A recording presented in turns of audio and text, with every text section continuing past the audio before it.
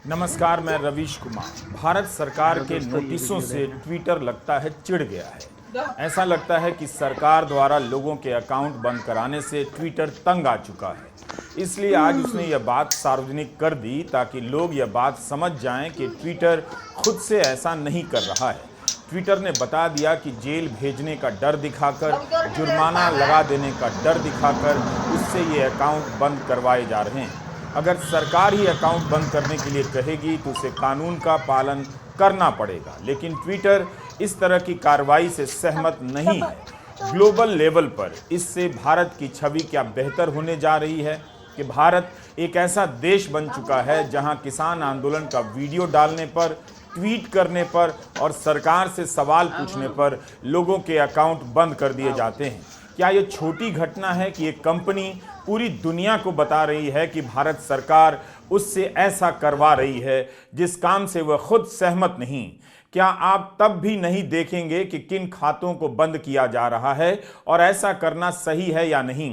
क्या इसका बचाव करने के लिए भी आपके पास तर्क हैं? जब भी किसी का अकाउंट बंद होता है, हल्ला मच जाता है कि ट्विटर ने उनका अकाउंट बंद कर दिया, लेकिन ट्विटर ने आज सभी को बता दिया कि वह बंद नहीं करना चाहता है। ट्विटर का एक अकाउंट है ग्लोबल गवर्नमेंट अफेयर्स, जहां से उसके आधिकारिक बयान ट्वीट किए जाते हैं।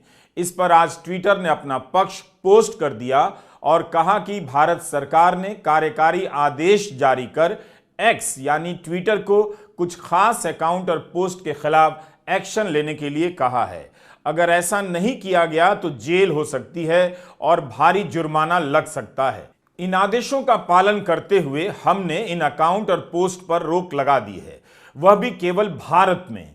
हम इस तरह की कार्रवाई से असहमत हैं और मानते हैं कि ऐसे पोस्ट पर भी अभिव्यक्ति की आजादी लागू होनी चाहिए। अब आप बताइए, इसके बाद क्या बच जाता है? एक बहुराष्ट्रीय कंपनी दुनिया भर के सामने यह बात बता रही है कि उससे डर दिखाकर वो काम कराया जा रहा है जिससे वो सहमत नहीं। कंपनी कह रही है कि अभिव्यक्ति की आज़ादी ट्विटर अकाउंट को मिलनी चाहिए और सरकार बंद कराने में लगी है। क्या आप जेल और जुर्माने का भय दिखाकर सोशल मीडिया पर लोगों को बोलने से रोका जाएगा? क्या इसमें भी भारत की जनता को कुछ गलत नहीं दिख रहा? गोदी मीडिया में सरकार से कोई सवाल नहीं, केवल भक्ति है, भजन है। मीडिया में आप अपनी बात रख नहीं सकते तो लोग कहां जाएंगे? क्या लोगों ने चुप रहने की आदत डाल ली है, समझौता कर लिया है? उन्हें इसके खतरे का बिल्कुल अंदाजा नहीं कि उनकी आंखों के सामने क्या हो रहा है। एक ग्लोबल लेवल की कंपनी को भारत सरकार नोटिस भेजकर अकाउंट बंद करवाती है। क्या सरकार नहीं सोचती होगी कि मदर ऑफ डेमोक्रेसी के फादर ऑफ पावर की क्या प्रतिष्ठा रह जाएगी? क्या अब प्रतिष्ठा की भी परवाह नहीं है, केवल सत्ता और कुर्सी रहनी चाहिए? एक कंपनी के कर्मचारी की निगाह में सरकार की क्या प्रतिष्ठा रह जाती होगी जब उन्हें सिर्फ आदेश का पालन करना पड़ता होगा और किसी नौजवान का ट्विटर अकाउंट बंद करना पड़ता होगा? ट्विटर ने अपने पोस्ट में यह भी लिख दिया है कि हम इस राय पर कायम हैं। हमने कोर्ट में याचिका भी दायर की है जो अभी लंबित है। इसमें भारत सरकार के ब्लॉक करने के आदेशों को चुनौती दी गई है। हमारी नीति है कि हम जिनके अकाउंट पर रोक लगाते हैं उन्हें सरकार के नोटिस की जानकारी देते हैं। कानूनी कारणों से हम सरकार के आदेश को प्रकाशित नहीं कर सकते, लेकिन हम मानते हैं कि इन्हें सार्वजनिक करना पारदर्शिता के लिए अनिवार्य है।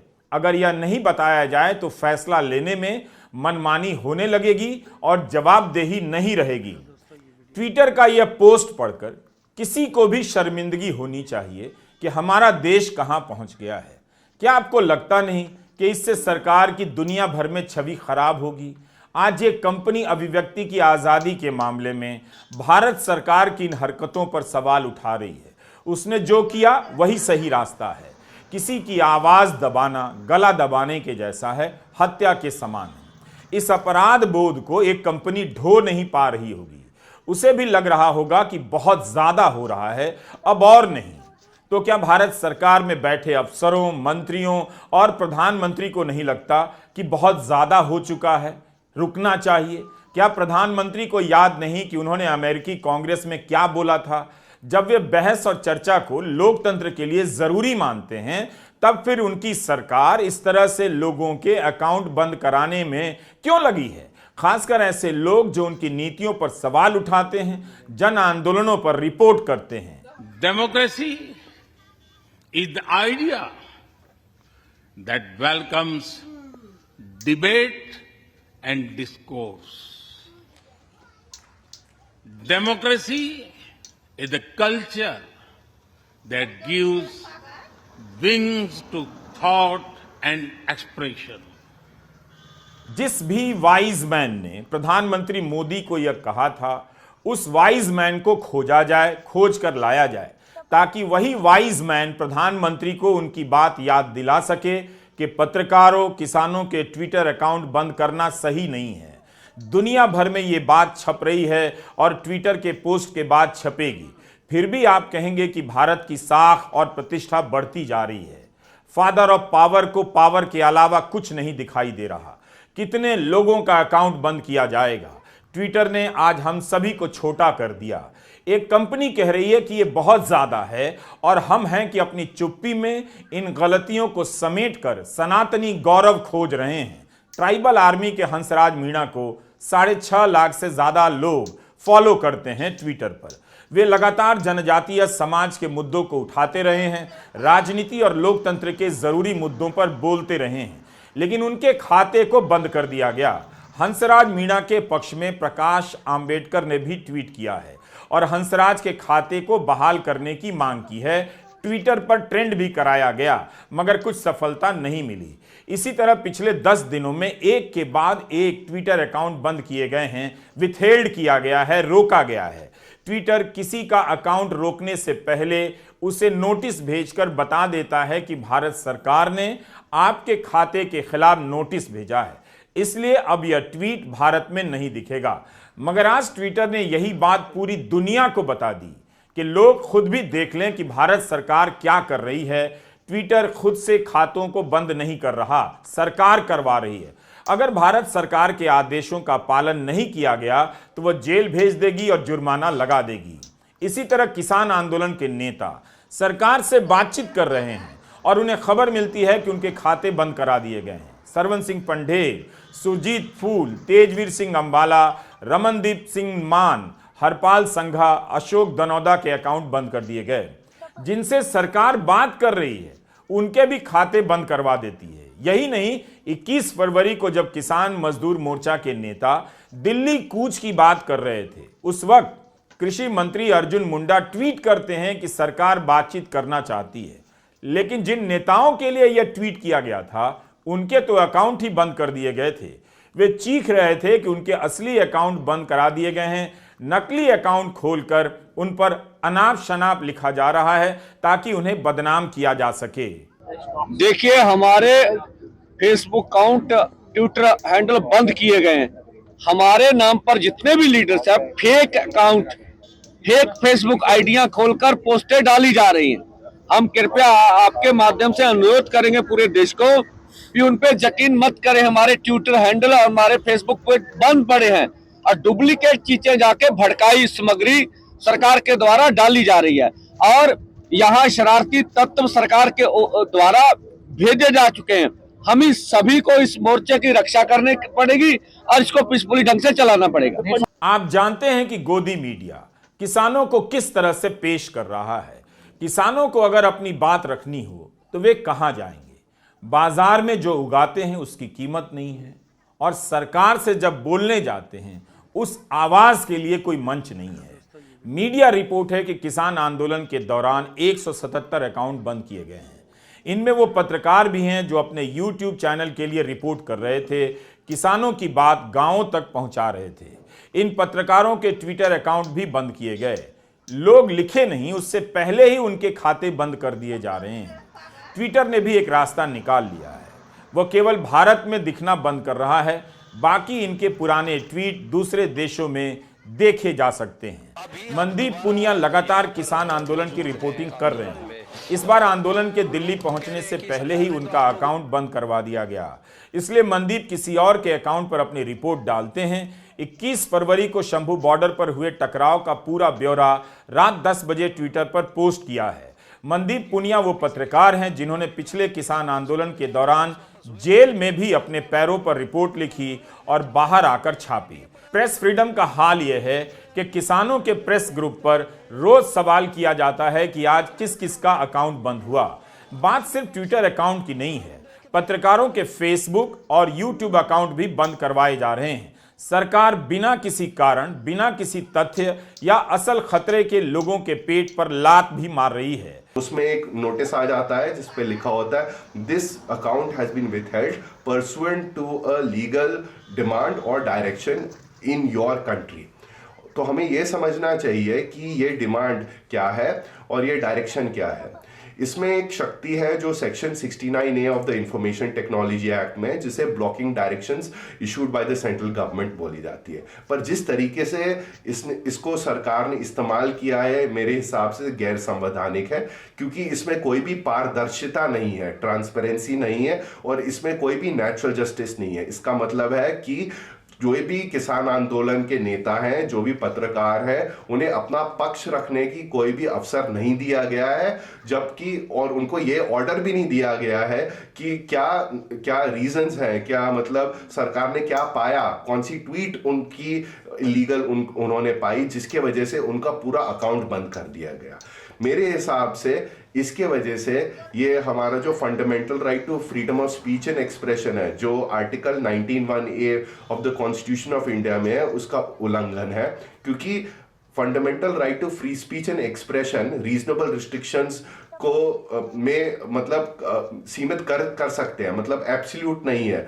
कुछ कारण ऐसे हो सकते हैं कि सरकार बोल सकती है कि हम सेंसरशिप लाएंगे, पर उसको करने की जो प्रक्रिया होती है वो एक संवैधानिक तरीके से करनी चाहिए, जिसमें दूसरे व्यक्ति जिसको आप कुछ बोलने नहीं दे रहे उसको एक लीगल अपॉर्चुनिटी, एक full fledged hearing, natural justice, transparency, ये सारी चीजें दी जाए।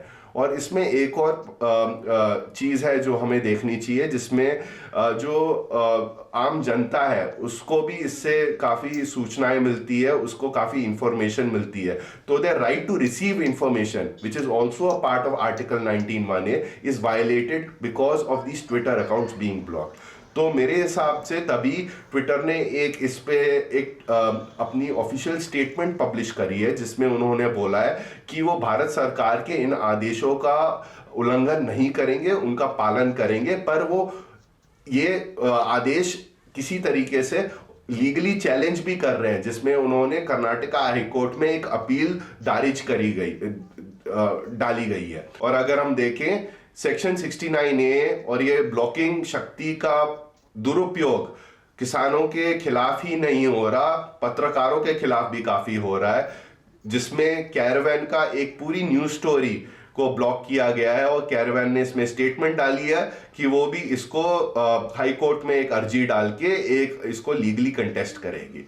2017 में प्रधानमंत्री मोदी ने कहा था, मुक्त और जीवंत प्रेस लोकतंत्र के लिए बहुत जरूरी है। बाकायदा उन्होंने ट्वीट किया था। आप देखिए भी कि आज के दौर में सोशल मीडिया बातचीत और सूचनाओं के आदान प्रदान का सक्रिय माध्यम बनकर उभरा है। इसके कारण प्रेस की आजादी में और जान आई है।